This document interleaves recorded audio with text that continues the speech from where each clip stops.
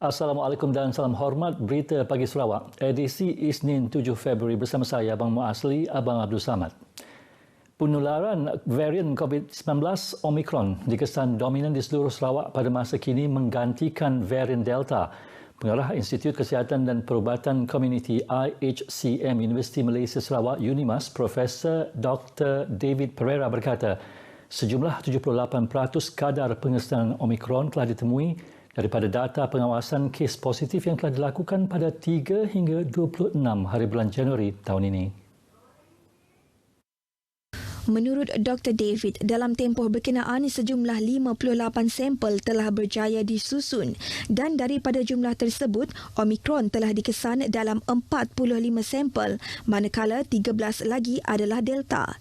Tambahnya, kes Omicron dikesan dalam sampel yang diambil dari kucing, semerahan, sibu, kapit, mukah serta miri dan kebanyakannya berlaku melalui penularan komuniti. Beliau mendedahkan perkara tersebut dalam laporan terkini beliau kepada Timbalan Ketua Menteri merangkap pengerusi Jawatankuasa Pengurusan Bencana Sarawak, Dato' Ahmad Douglas Ugah Embas. Dalam pada itu, Dr. David yang merupakan ahli kumpulan penasihat vaksin COVID-19 Sarawak menasihati orang awam yang masih belum mendapatkan dos penggalak untuk berbuat demikian dengan segera memandangkan terdapat peningkatan jumlah kes positif di negara kebelakangan ini. Jelasnya lagi, kajian telah menunjukkan dos penggalak mampu melindungi daripada jangkitan Omicron. Beliau turut mengingati orang ramai untuk terus mematuhi prosedur operasi standard kesihatan dan mengelak perhimpunan komuniti jika boleh bagi mengelak penularan.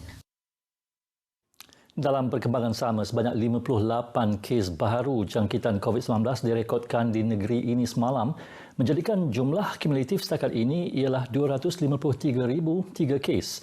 Daerah Kuching mencatatkan kes tertinggi dengan 21 kes, diikuti Sibu 14 kes, Miri 13 kes, Kenawit 4 kes, manakala Kapit, Selangau dan Tatau masing-masing mencatatkan 1 kes.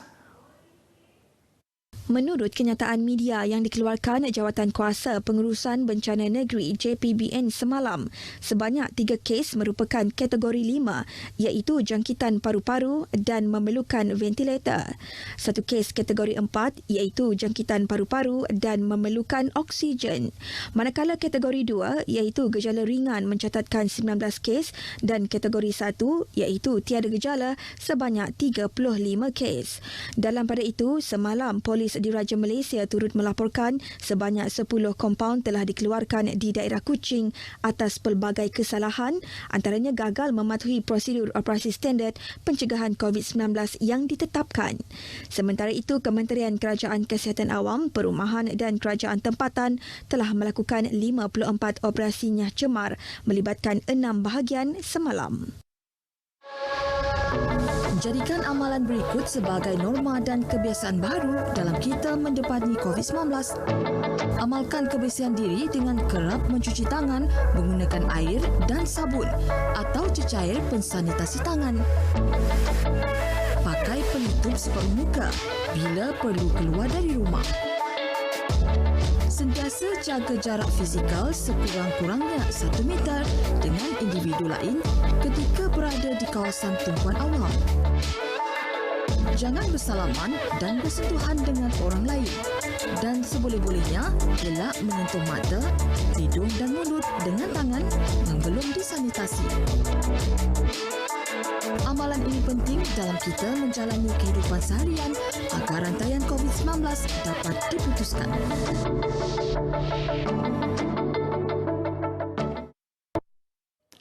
Walaupun tiada penganjuran pesta dan perarakan cap gourmet pada sambutan Tahun Baru Cina di Bandar Semanggang tahun ini, namun suasana perayaan masih lagi dapat dirasai oleh penduduknya melalui dekorasi lampu warna-warni di tebingan Batang Lupar. Pesta lampu Tahun Baru Cina yang diusahakan oleh Semanggang Sun Heng Society itu bakal memberi keceriaan kepada masyarakat Bandar Semanggang sehingga sambutan cap gourmet pada 15 Februari ini. Setiausaha Simanggang Sun Heng Society Goh Kozi memberitahu walaupun Sarawak telah beralih ke fasa 4 Pelan Pemulihan Negara, namun aktiviti perhimpunan dan perarakan secara besar-besaran masih tidak dibenarkan ketika ini. Oleh itu, sebagai mematuhi prosedur operasi standard SOP yang ditetapkan, perarakan Cap Gomeh atau Juntoi tidak dapat diadakan tahun ini. Sebagai ganti kepada acara tradisi itu, Persatuan mengambil inisiatif untuk melaksanakan pesta lampu di pekarangan Tokong Ciun dan di tebingan Batang Lupar. Di samping kita menyaksikan benak pada waktu petang-petang dan bersia-sia, kita juga dapat melihat lampu-lampu inilah. Okey, inilah sebahagian kecil daripada sumbangan kami lah kepada industri pelancongan bandar Semanggang ini. Sejak ini mula diperagakan pada sebelum Tahun Baru Cina, beberapa hari sebelum Tahun Baru Cina. Walaupun belum lengkap sepenuhnya, tetapi orang ramai telah berpusu-pusu datang ke sini.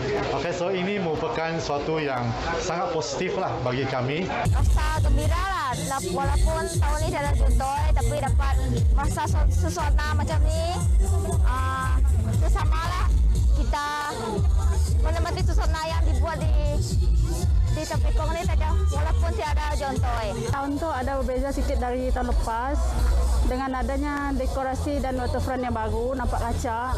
Dengan berbilang bangsa lah, selain daripada bangsa Cina, bangsa Melayu, Iban, semua ada. Meriahnya memang berbeza, si Bapak nak gambarkannya. Seperti mana perarakan Juntoi yang menjadi medium perkongsian budaya dan penyatuan masyarakat pelbagai kaum, pesta lampu ternyata dapat mencapai tujuan yang sama apabila kemeriahannya turut dikongsi semua kaum di Sri Aman. Pesta lampu telah dilancarkan oleh Ahli Dewan Undangan Negeri Simanggang merangkap Menteri Muda Pendidikan, Inovasi dan Pembangunan Bakat, Datuk Francis Hardin Hollis pada Jumaat lepas. Pembuat dasar diharap meneliti serta mengkaji semula sebelum melaksana kenaikan gaji minimum agar tidak berlaku inflasi dalam ekonomi negara. Presiden Persatuan Pemaju Perumahan dan Hartanah Sarawak, Syida, Augustine Wong berkata, kenaikan gaji minimum ini antara lain boleh menyebabkan pengangguran lebih tinggi.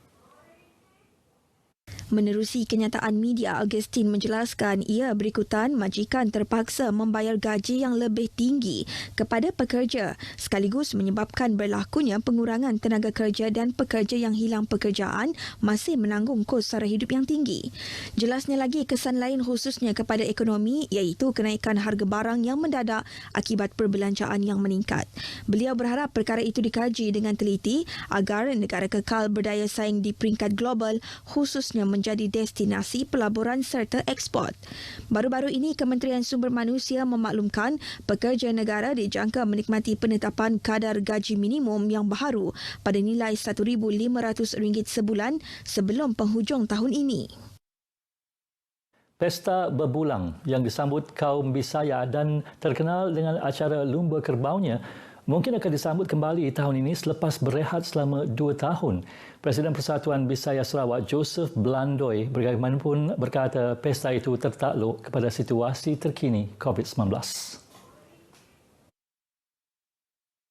Joseph berkata majlis tertinggi persatuan itu dalam mesyuarat baru-baru ini telah menggariskan perayaan dan perlumbaan sebagai antara acara utama dalam kalender aktiviti tahun ini.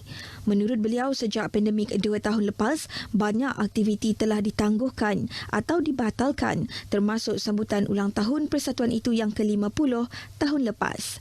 Jelasnya, penganjuran festival berkemungkinan diubah suai dengan beberapa acara akan diadakan sama ada secara fizikal atau maya bagi mematuhi prosedur operasi standard.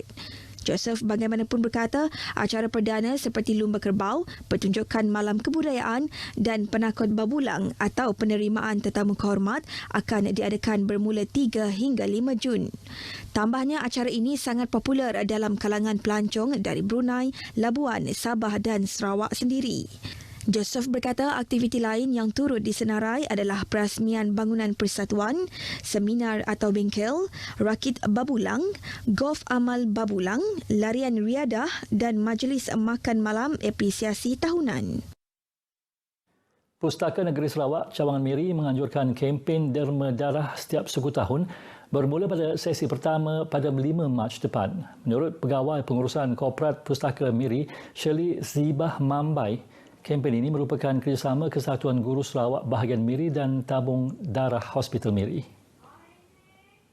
Shirley memaklumkan kempen itu akan diadakan di ruang legar Pustaka Miri bermula pukul 9 pagi hingga 12.30 tengah hari. Kempen itu diteruskan pada 14 Mei, 20 Ogos dan 12 November tahun ini. Pelbagai aktiviti disediakan bersempena kempen tersebut, antaranya pameran serta jualan buku terbitan pustaka pada harga istimewa. Untuk pertanyaan dan maklumat lanjut mengenai kempen ini, orang ramai boleh menghubungi talian 085 422525 atau email shirleysm@eliassarawak.gov.my. Car Free Morning atau Pagi Tanpa Kenderaan di Padang Merdeka Kuching hidupkan kembali budaya hidup sihat pasca pandemik COVID-19. Tinjauan RTM semalam mendapati warga kota mengambil peluang beriadah bersama ahli keluarga dan kawan-kawan sama ada secara berbasikal maupun larian. Tidak ketinggalan pengguna skuter elektrik yang turut menjayakan Hari Tanpa Kenderaan anjuran Dewan Bandaraya Kuching Utara DBKU ini. Kegiatan bulanan itu diadakan setiap hari Ahad pada minggu pertama setiap bulan bermula pukul 6 pagi hingga 9.30 pagi bertempat di Padang Merdeka Kuching. Ia adalah bertujuan membantu mengurangkan kadar pelepasan karbon serta kesesakan jalan. Selain itu, program tersebut adalah bagi menggalakkan gaya hidup cergas dan sihat dalam kalangan warga kota. Antara jalan terlibat yang ditutup sepanjang program itu adalah Jalan Padang Merdeka, Jalan Tun Abang Haji Openg, Jalan Pearl dan Jalan Barak. Sekian berita Pagi Sarawak edisi Isnin 7 Februari. Layari portal berita RTM di berita.rtm.gov.my untuk perkembangan sahih sepanjang masa. Assalamualaikum dan salam sejahtera.